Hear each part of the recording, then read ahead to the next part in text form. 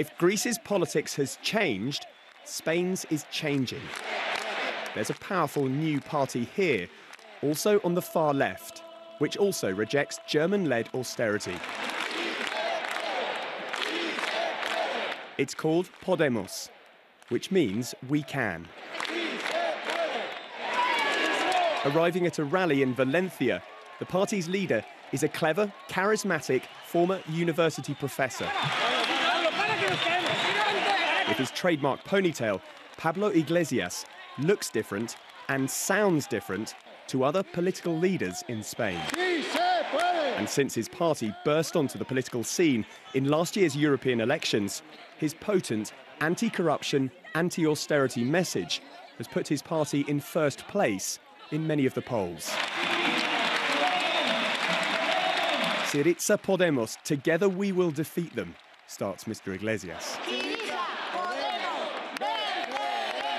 He's a close ally and friend of the new left-wing leader of Greece, and the analogies come thick and fast. It's a disaster that 3 million Greeks don't have access to healthcare. It's a disaster that 25% of workers there are poor. And I don't want my country to become Greece. And that's why we need to win. If they were to rule Spain, Podemos say they'd carry out an audit of the country's debt and decide which parts shouldn't be paid. They want a better minimum wage, a maximum wage, and higher taxes on the rich. What do you say to people who write you off as a left-wing radical? What do you say to those people? It's not a problem between left and right. It's a problem between democracy and austerity. And I think democracy is going to win. It's a message that chimes in Spain. Linda Herrada is half British, half Spanish. At the moment, countries like Spain are just under the orders of Angela Merkel, and that has to change. Why do we have to do what Angela Merkel says when there are people in Spain that haven't got food, haven't got a good education? The public health is, the waiting lists are tremendous. I mean, that's...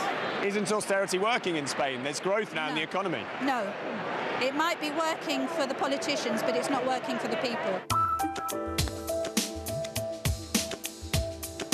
Even though Spain's economy is expected to grow at a faster rate this year than any other country in the Eurozone, the popularity of the country's two main parties has plummeted.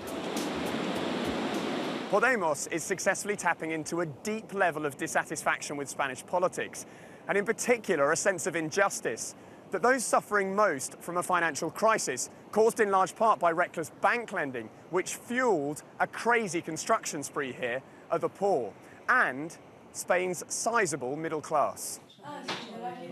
But even middle-class families who've not been affected by the crisis are turning to this new left-wing movement. Maria Luisa de la Oliva used to vote socialist, but wants change. She'll vote Podemos, as will her son Nicholas. He'll be a first-time voter in a general election at the end of this year. They can change Spain, the things in Spain, because they are like normal people. They are not like traditional politicians. I mean, I think as we see the politicians in Spain, they are also always wearing suits or expensive suits, going in expensive cars.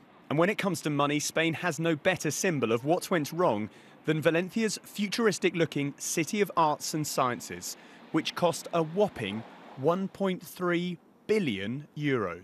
Valencia is synonymous with corruption. In the past few years, in this region alone, more than 100 politicians from the Popular Party have been implicated in scandals. And it's ostentatious white elephants like this one that are a constant kick in the teeth for those struggling to pay the bills. Even this traditionally right-leaning Spanish region is now fertile territory for a new left-wing party. Syriza Podemos, venceremos! Last week, Podemos' leader was in Greece, campaigning with his left-wing ally and now election winner Alexis Tsipras. In the past, Pablo Iglesias worked for and openly praised Venezuela's former leader, Hugo Chavez. They come from a very old style left in the School of Political Sciences. And they have learned also in Venezuela and Bolivia and countries which are not exactly an example of democracy. So we will see. But Spain's main parties are rattled. At his party's annual conference last night, Spain's Prime Minister Mariano Rajoy said voting for Podemos would be like playing Russian roulette. But in Valencia, Pablo Iglesias had this message for Mr. Rajoy. Your time is running out. Tic-tac, tic-tac.